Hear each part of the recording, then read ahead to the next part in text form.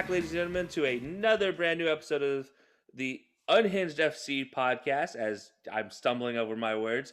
Again, joining me, Hector and Edward from the Insert Name FC podcast. I'm Kelsey from the High Low Sports podcast. By now, I really hope you've learned our voices. If not, we got to work on your ears. But guys, we have some fantastic matches ahead of us today. This is kind of the one from day one. This was our day one episode, and we're visiting it back a couple weeks later with some completely different results from what we all expected. But PSG, Barcelona, and let's just go ahead and say Kylian Mbappe laid it all out for the world to see exactly how good he is. And Barcelona showed everything that the sun doesn't shine on, for sure, in this one. They definitely could have done a lot better to hold off Mbappe and this PSG attack. And then on the second game of this day, Liverpool ended up winning 2-0 against Leipzig, which surprised the heck out of me. I got to be honest, I didn't expect them to win, considering how they've been playing lately with their poor defense and, inept offense really is the best way to put it. But they put it together, got 2 goals, and 2 away goals at that, so that's a huge deal. And same thing with PSG. PSG got the 4 away goals. So for PSG, Barcelona, it's 4-1 on aggregate, and honestly, if you add in the away goal rule to that, it's just, we're not going to talk about it for Edward's sake. And then Liverpool, Leipzig, 2-0 on aggregate for Liverpool, as both teams are returning home. PSG returning to Paris to face Barcelona, and Liverpool returning to Anfield. If you guys didn't catch that, I'm doing air quotes because it is actually being moved back to the Puskás arenas in Hungary again, so they'll be playing at a neutral stadium yet again because of German rules due to the pandemic. But so anyways, guys, we'll start with PSG Barcelona just so we can get Edward's misery out of the way. Edward, we're going to start with you. And I'm going to just... I'm sorry, but I'm going to rip the Band-Aid off. I appreciate you being so nice about it. Oh, yeah, 100%. We do this for the fans. Remember that. We do this for the fans. But PSG...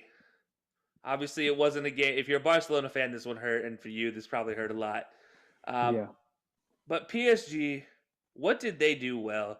Obviously, Mbappe can be a very easy target, but beyond that, what else did they do well?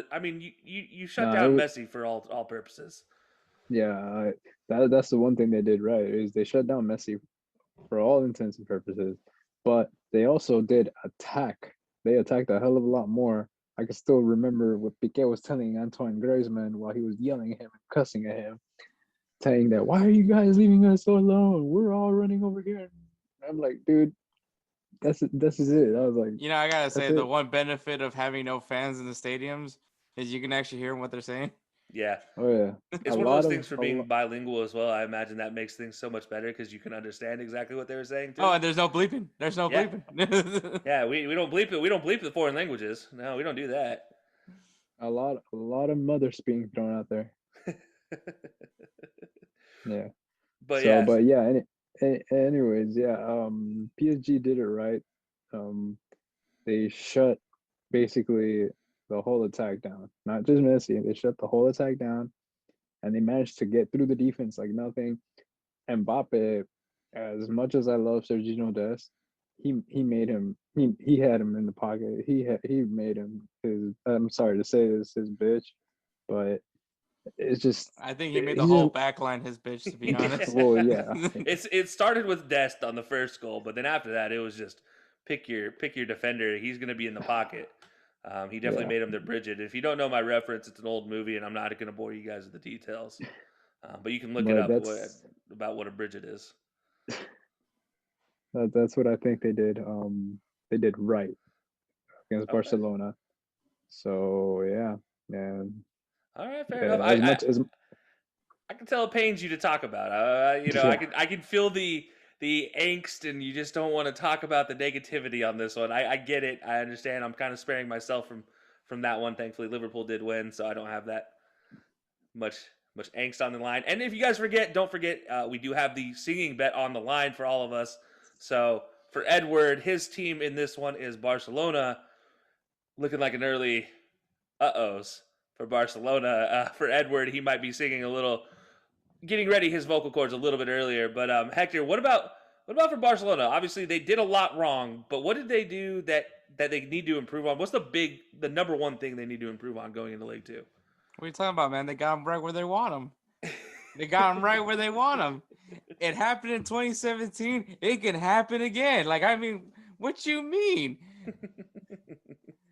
No, but That's in all that's the hope and dreams. That's the hope and dreams. in all seriousness, though, obviously the big issue was they just didn't have the game plan against Mbappe.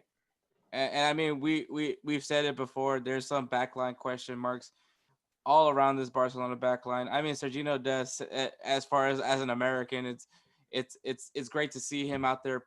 Obviously an American playing for Barcelona, but I mean, he tried. I'm not gonna say that he did a horrible job. I mean, if you're gonna defend against a guy like Mbappe or Erling Haaland, I mean, I definitely say he probably did it better than most. But the backline just had issues. I mean, the fact that they just weren't able to maintain a very good possession, and I mean, you gotta give props to PSG because they came in with the right strategy. Their backline did a really good job. I think, like I said, we maybe didn't talk enough about PSG's defense, but I think they did a really good job on how to defend against Barcelona. And I mean, it just happens to be the fact that they can do so much with the counterattack, especially with someone like Mbappe that has that pace. But I mean, yeah, Barcelona I feel like they just didn't have a game plan going into this game. It looked like they didn't have a game plan, at least defensively. And then when you thought that they maybe had some sigh of relief of being able to clear the ball out, it was right back with PSG. And I mean, it was just, I just think that it just wasn't a Barcelona-esque performance. Clearly wasn't a Barcelona-esque performance. Nope. You're exactly right. And it's funny you mentioned the 2017 because I imagine Edward will have something to say about that when we go to him here in a second. Last time these two did meet up, obviously, if you guys don't remember, was 2017, and there was a 4-1 match in Leg 1, and the losing team from that Leg 1 happened to just dismantle the winning team in Leg 2 in advance. It was actually 4-0. Oh, sorry, yeah, 4-0. My Yeah. bad. My apologies. So yeah, even worse. It was even uglier. But yeah, so it was bad. But I think you're exactly right though on PSG's defense. What they did to Messi in this entire attack was just otherworldly. I mean, really, you allow one goal to a Messi-led attack with Griezmann and Dembele right beside him. Like that doesn't just normally happen. You have to be doing a lot well. And then on the flip side for PSG, yeah, there's I don't know how to describe what they did other than just wow. It was something to behold. But moving on to Leg 2, guys, Edward, we'll start with you since I made you rip the Band-Aid off early. You get to apply some ointment now, cool off the burn a little bit. Barcelona, what do they need to do to advance in your mind? Obviously, I imagine, again, 2017 might be something to look towards. Yeah. Just basically go back to that tape. Go back to that tape. And just watch it and be like, all right, this is exactly what we need to do. But no, seriously though, the defense has to put that pressure on. They have to. I felt like they were playing really lax. Even if they were really thinking that this was a Champions League game, they were playing very lax towards their attacking, towards PSG's attacking. While PSG was pressuring and blocking all whichever way Messi wanted to go, they were blocking all that. So I mean, yeah, they have to stand up more straight. There's got to be more strength there. Counterattacking, maybe tiki taka isn't the way to go right now. If anything, they're gonna have to maybe not rely all on Messi, not put it all on his shoulders. They're gonna have to. Griezmann is gonna have to show up. Dembele is gonna have to show up. Can't just show up physically. They have to show up mentally and actually give it their all now for sure. Everybody has to do it. Yeah. No, So I mean, that's I'll say to your point on Griezmann, he's I mentioned in our first video, a Frenchman who's never played in France for a French team. I mean, really, you talk about a guy who's been shunned by all of the French teams, especially somebody like PSG. How does he not have a chip on his shoulder going into this? How does he not want to perform? I mean, you're a superstar. You literally just won a World Cup for your country, and yet Yep. you were still called the Spanish Frenchman. I mean, they have a little slight towards them. I mean, the French national team fans, they seem to have a little bit of a bugaboo if you don't play for a French team at any point in time. But it seems even more geared towards Griezmann and just his, because of how tall he is. We talk about Messi and his height. That's how he found Barcelona. Griezmann, same thing for Spain. I mean, that's how he found Spain. Yep. Is he was a small guy, and that was who he got a tryout with, was somebody in Spain. So, I mean, how has he not stepped up yet? Maybe this is the time. Maybe this is the time he steps up, and we do have a repeat of 2017. Maybe he's the one that scores the winning goal. Who knows? Who knows? I mean, could you imagine? That's a storybook. I mean, for a guy who's had a storybook career, you talk about it. Let's go ahead and put another extra chapter in there. That time I beat France's best team, with It's kinda like, in a comeback. The best team that money oil can buy. Yeah. Exactly. No, But Hector, what about you, man? PSG, obviously 4-1 up on aggregate with 4 away goals in their favor. What needs to happen for them to just keep walking? I mean, I can't say it really with a straight face. Like, what do they need to do to win this? I mean, obviously they have a very, very large gap to cover. Do not fuck this up. And kind of how we said it with PSG, not PSG, with Juventus and Porto. Even, let's face it, PSG is a really good team in a really subpar league. Yeah. I mean, well, actually, Ligue 1 is actually looking pretty decent this year, but maybe just because like PSG is not looking that great in Ligue 1 right now. But the thing is, everyone's gonna keep giving you flack because obviously you're not in as a competitive league as La Liga or the EPL. Okay, La Liga or the EPL. That's about it. Yeah. you're the best team in your league, and that's probably not really saying much. And this is when you get your challenges, when you go into the Champions League and face the Barcelonas, the Liverpools, the Bayern Munichs. And I mean, even though this isn't the Barcelona that we're all familiar with and all that, it's still Barcelona. It's still Lionel Messi. They have something. And I mean, they maybe have a little bit more of spirit now because now Laporte is officially their president now. So, I mean, maybe they want to change this whole regime over. Maybe they're trying to win back Messi to get him back to stay here. Maybe there's like they're probably a whole new energy. Yes, there's still the Barca gate going on still, but this is their chance to kind of move away from all that and make another historical moment. But for PSG, they can't ease up. They have to keep putting pressure. They need to not have Messi be a factor in this game. If they can keep him quiet as much as they can, the better. But it's going to be that game where PSG cannot let up. They have to stay on they need to stay on their toes because Barcelona can be that team. Yeah, I 100% agree with that. The way I described it was keep Messi from getting in the flow and dictate the pace from the center of the park. And Mbappe, he needs to keep the ball away from Barca as long as possible. Like, literally, I don't care if you go dance in the corner flag for 30 minutes. You keep that ball away from Barcelona's offense and Messi because, yeah, I'm with you. Don't mess this up is the big thing. Nah, you know what? Just go ahead and give it to them. Just just to see what they can do. I mean, the way Dembele is playing, you could probably drop him in front of goal at the 6-yard box with an empty net, and he might miss. Bro. So I hate to be the guy that says that way, but I feel like that's how he's been playing lately. Is just give him an open net. Don't sleep on Barcelona's gem, Braithwaite. Hey, yeah, Braithwaite. Hey man, him and Messi have combined for a lot of goals, man. 99.9% of them are Messi's, and I think that's not the point. That's not the point, man. The point is they combine for a lot of goals. Fair enough. Well, speaking of goals, Edward, we'll go ahead and kick it off with you, man. What do you have the prediction being? Do you have a 2017-esque repeat and Barcelona advancing, or do you just accept it for what it is and give it to PSG?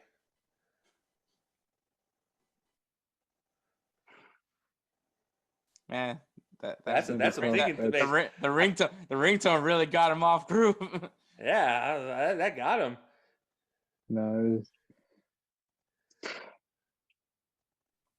You want to say I something want nice about I want to Barcelona? say 4-0 again, Barcelona. All right, you're going for it. 2017-esque repeat. I Hmm. respect it. All right, Hector, what Have to about think you, about man? it. I don't think it's gonna happen again, man. I'm sorry. I don't. This isn't me being a biased Real Madrid I fan. know. This I isn't know. me or anything like this. I just can't see it happening. And honestly, man, you know what? In Insert Name FC, every time I say I don't see it happening, you know what? It fucking happens. So maybe this is your luck, Edward. Maybe I just jinxed PSG. But I'm gonna say PSG ends up winning this 2-1. All right. So you have PSG advancing. Edward, just for those keeping track at home, that would be 5-4 on aggregate that Barcelona would advance on, with 4 away goals. So those away goals would mark each other out. For myself, I have Barcelona winning the match, 3-2. Not enough to advance. PSG advances 6-4 on aggregate. It'll be a fantastic up and down game. I do think this is one that it's going to be really close. I wouldn't be surprised if Barcelona does get out to a 3-0 lead and PSG just nickels and dimes and manages to nip a couple on counterattacks. But this is going to be a tough one to watch. I mean, to really to look away. I mean, basically you'll know by the 45th minute if Barcelona wants to win this. As Hector mentioned, there's a lot of things for Barcelona are changing from the top down. So maybe they have a whole new momentum to push them into advancement. But we'll see on that one, guys. We'll be right back, though. We're going to go take a quick break and hear from our sponsors from the Unhinged Sports Network. What's up, everybody? It's Kelsey from the High Low Sports Podcast. You know, if you missed the brand new news, we have partnered with Fanatics.com. So if you're in the market for a brand new t-shirt, brand new hoodie, brand new jersey, no matter the team, no matter the player, no matter the sport, Fanatics.com is your place to stop. Not only does this help support our podcast, but it helps support the entire Unhinged Sports Network. Check the link in our bio or go to unhingedsn.com. On behalf of DJ and the High Low Sports Podcast, see ya.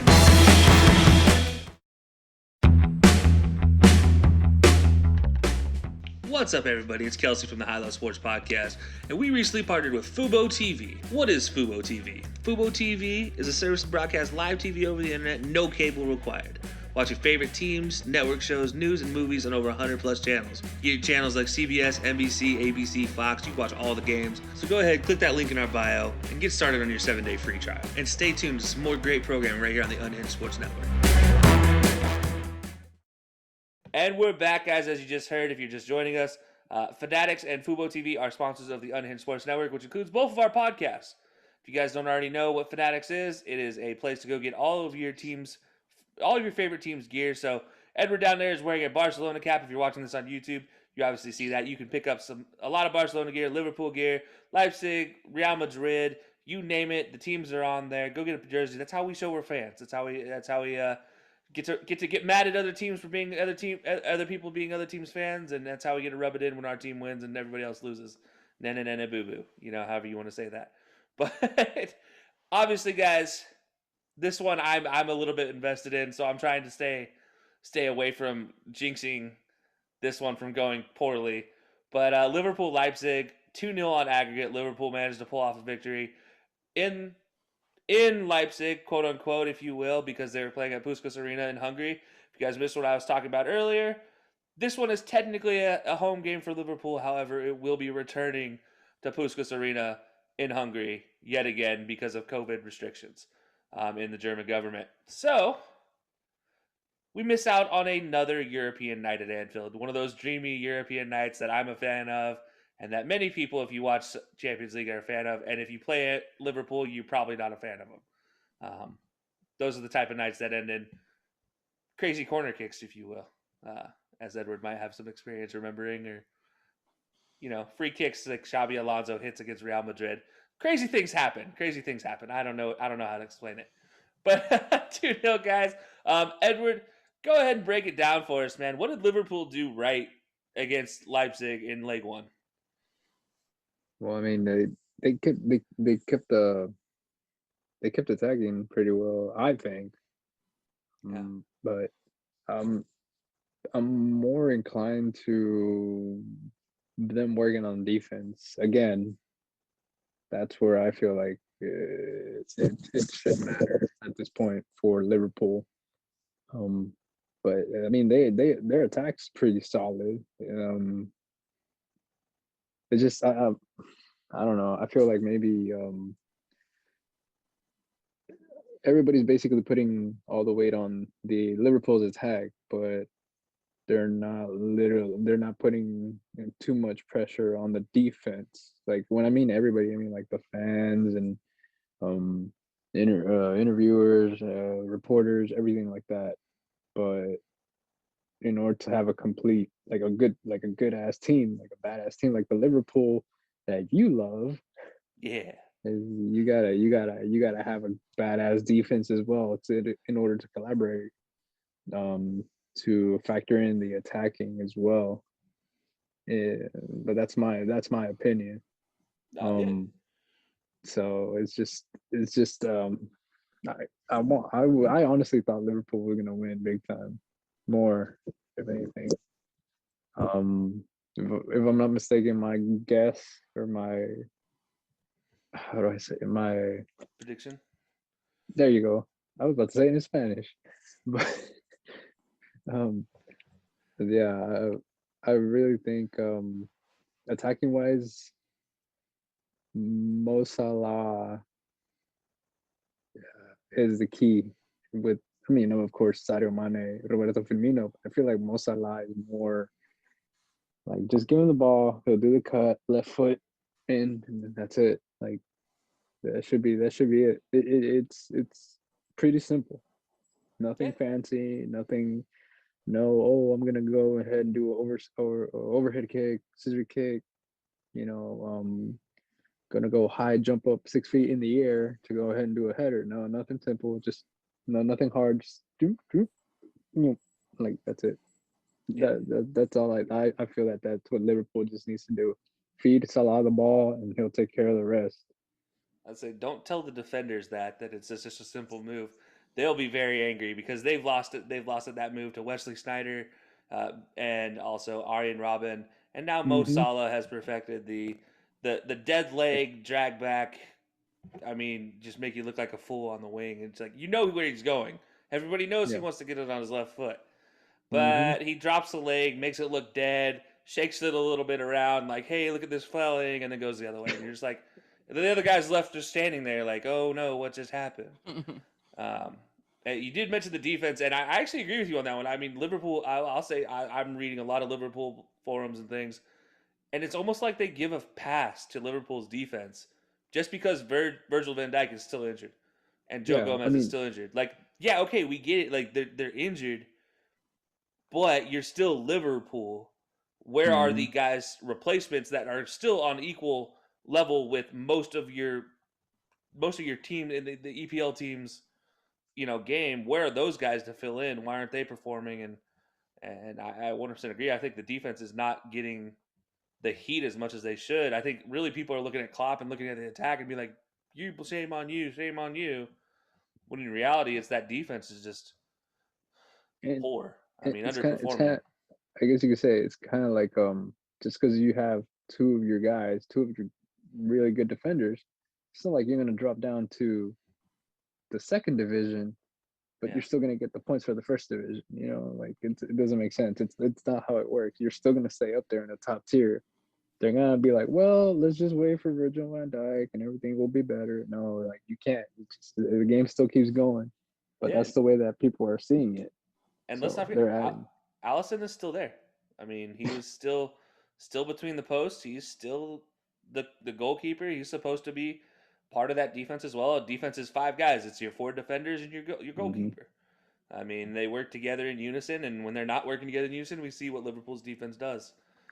So I completely agree with you, man. I think Liverpool's defense doesn't get the shame they deserve, but yeah, their attack bailed them out in the first leg for sure. Now, Hector, Leipzig, obviously down 2-0, two away goals given up. What do they have to do to overcome this deficit and going to leg two? What do they do poorly that they can improve on and going into leg two? I mean, well, obviously they gave up 2 goals. I mean, That's a simple answer. that's a simple way to look at it. But I mean, Yeah, I mean, you can say that, uh, with the attack that Liverpool has, this is, you expect them to score more than just 2 goals. So I mean, you can say that they at least it wasn't as bad as it could have been, for RB Leipzig's sake. But I mean, they just weren't able to produce any good attacks. I mean, I think that they just, and it's crazy to think that this Liverpool defense, as much as we've been criticizing it, held their own against RB Leipzig, and it's not like Leipzig doesn't have any top quality attackers. We've said it plenty of times. These guys are probably going to end up going elsewhere, and excel pretty well, just because that's what RB Leipzig does. Kind of similar to with Dortmund, that they have a plethora of talent. They usually call them up to the rankings, and not only through Leipzig, but also through Salzburg and all the other Red Bulls that are affiliated with this club. Um, so I mean, the big thing would just be, I mean, obviously they're not completely out of it. It is a 2 goal deficit, but I mean, obviously if they can uh improve that attack and utilize some of their players, especially, I mean, I think find a way to get Angelino in the game. Which is crazy to think that your your best attacker is a defender, but that kind of just sums up RB Leipzig right there. Yeah, that formation they run, the technical three back, two wing back system with Tyler Adams and Angelino being deployed on those wings. It's hard to call Angelino a defender because, to be honest, I don't think he tracks back enough in Mm-hmm. most of the defensive situations. But to your point of them being dangerous, they're second in the Bundesliga. They are in 53 points, whereas Bayern is at 55. And had Dortmund been able to hold on to the 2-0 lead or even a 2-2 draw, RB Leipzig would be leading the Bundesliga right now. I mean, they've won 5 in a row in the Bundesliga. You look at them and you're like, why? What happened? Maybe they're focusing too much on the Bundesliga instead of on the Champions League. But I mean, to your point though, Don't tell that to Jurgen Klopp. yeah, definitely don't tell that to Jurgen Klopp. Right. Yeah, no, he will yell at you very quickly. But no, that is, I mean, to your point, you talk about Red Bulls, especially Red Bull Academy in general, just all of the organizations being kind of feeder academies for everybody else. I mean, Naby Keita, one of Liverpool's attacking center mids. I mean, or center mid or whatever he wants to be deployed at this week is a Leipzig guy, and it's just one of the guys in the long list. I mean, Timo Werner was there, Kai Havertz was there for a little bit before he transferred to Wolfsburg and then transferred again. It's you name it, they have attacking talent. It's just a matter of getting them on the same page, and getting Angelino involved is a big one as well. So I definitely agree with you there on that. Is where was he at in game one in leg one, for sure. But looking to leg two, obviously that's what we're here for. Leg two tonight. Hector, what does Liverpool need to do to hold this lead and advance comfortably? I mean, your best defense is an attack, and I mean, this team has it. Um, obviously, Liverpool has had their issues with the Premier League. Currently in 7th place, in the English Premier League table. All the stress that's going on. Obviously, you're having people saying, that they want Klopp out, which is crazy to think that. But now you got the Stevie G rumors coming in now Yeah. after he just won the Scottish Premier League with Rangers. I believe it was a 10-year drought for Rangers as well for the Scottish Premier League, and Stevie G kind of looking pretty enticing right now. Former Liverpool man, everything like that. But I think you still have the right manager, Jurgen Klopp. It's just kind of hitting a rough patch. Obviously, once again, you lose your best player and Virgil van Dijk, and that does his thing. But right now, if you're Liverpool, and especially with all that speculating right now that you got Jurgen Klopp threatening players that if you guys want just be wanting to play in Champions League, you can go ahead and leave. Kind of similar to what we said with the other teams that are kind of struggling, that need to find a way to get themselves into staying in the Champions League, is by winning the Champions League.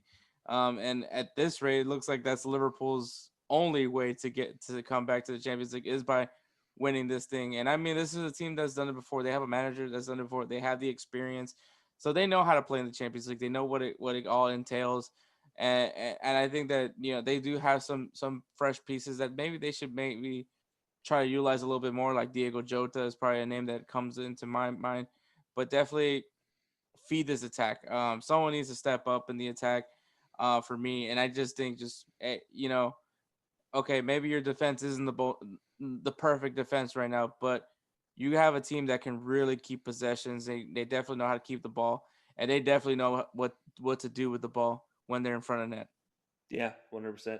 And you mentioned Yota. He is actually coming back from injury, so he is actually fresh and healthy. He played this weekend and looked fantastic as well. But in a not so great game for Liverpool. But Naby Keita, as well as another guy that coming off of injury that was not available for leg one, that is now available for leg two, might be a guy that we see some time as well to maybe help that out. To your point, and yeah, that attack for Liverpool is fantastic. It might be their best defense at this point in time. Just keep the ball and keep possession, much like Barcelona used to do back in the day with Pep Yep. Guardiola as their manager. Just keep the ball, keep it away from everybody else, and by the time they get the ball, they're so tired from chasing you, they give it right back. So Mm-hmm. might be a great plan of action. Now on the other side of things, Leipzig has a huge hole to climb out of, 2-0. Edward, what do they need to do to get out of this hole? I mean, they need two away goals for sure just to even tie it up, and then to advance they need a third or extra time in the goal. Well, honestly, on this one, it's kind of hard to say. Um, Personally, I'm not a I don't really watch Salzburg that much, but Salzburg. At the Red Bull, or I'm Leipzig. sorry, Leipzig. Oh man, that's already twice I've made a mistake with his names. First it was Mahood and it was Dahoud. It's Now the it's German. this. It's the German squads. They get you. But no, no, honestly, it's just I think all they can do now is just the high press, and as soon as they get the ball, they just gotta move and gotta learn, gotta attack.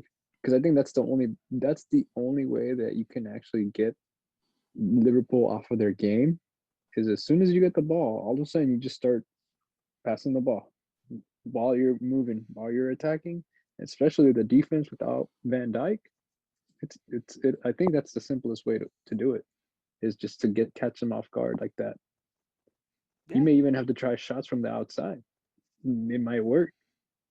Yeah. But I think, but personally, I think um, maybe passing the ball through the defenders while there's one running outside from the outside. I mean, it's been proven it works against the Liverpool defense. That's it right now.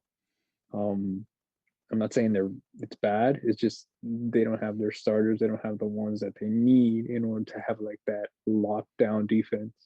Yeah. So I think that would be the way that Leipzig can do it. So yeah, I mean that would be their chance, I think. Yeah. Yeah. To your point, I definitely agree. I mean, keeping these wide guys like Angelino and Tyler Adams involved all game, and as my alarm goes off yet again, it'll get me every single time. I feel like in one episode. But yeah, it's Tyler Adams and Angelino need to be completely involved and be pinning back at Trent and Andy Robertson. Because if they can keep him pinned, they're going to make a mistake. Yep. Liverpool is not the most efficient with the ball at their feet, especially at playing out of the left back, right back positions. They At like to this try to, moment. yeah. Yeah. Right, I mean, especially right now at this moment, because usually their main outlet is playing to a Virgil or a Joe Gomez who is able to alleviate a lot of that stress.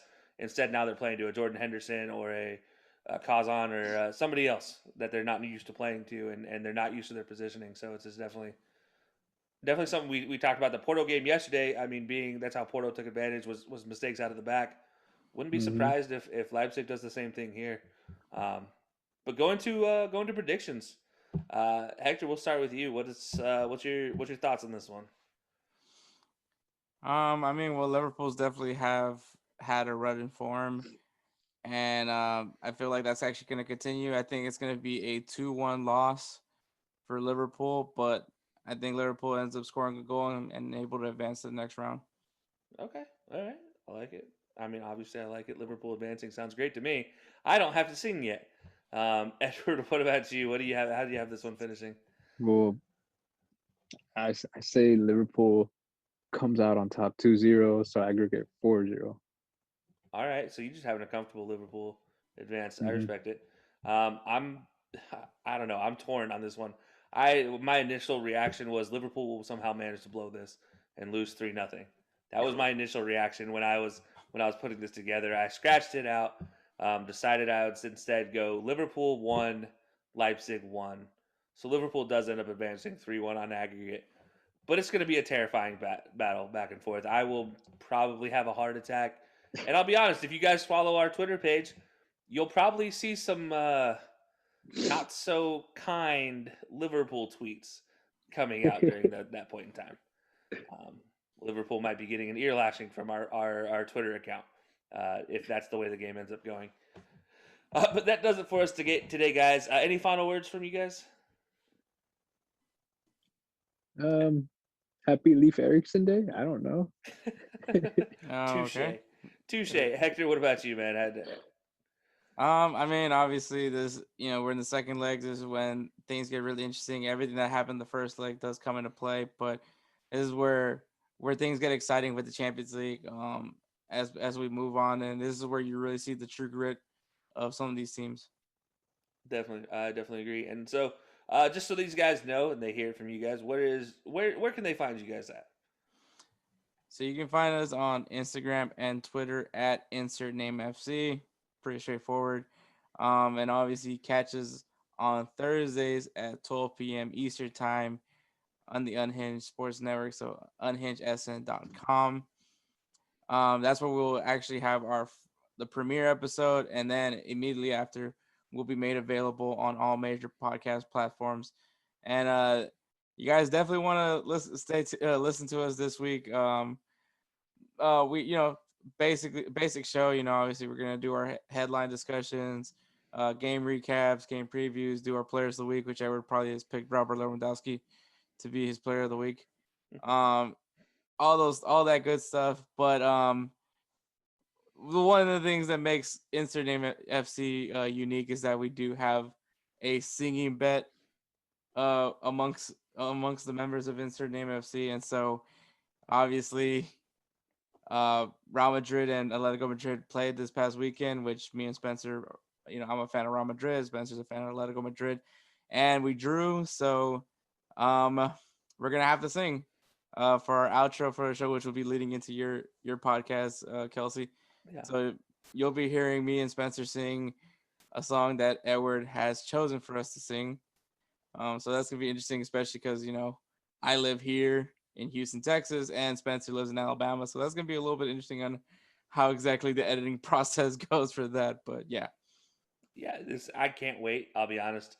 I love when you guys have these singing bets because, like you said, it leads right into our show on the High Low Sports Podcast.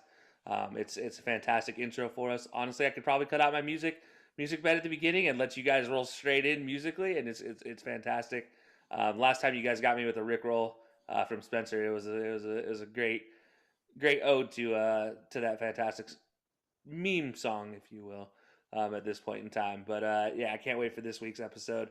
And you guys can find us at high_low_sports on Twitter, and you can also find us on YouTube at High Low Sports, Facebook at High Low Sports, or just click our link tree in our bio in our Twitter page. We have all our links right there. It's super easy, super efficient.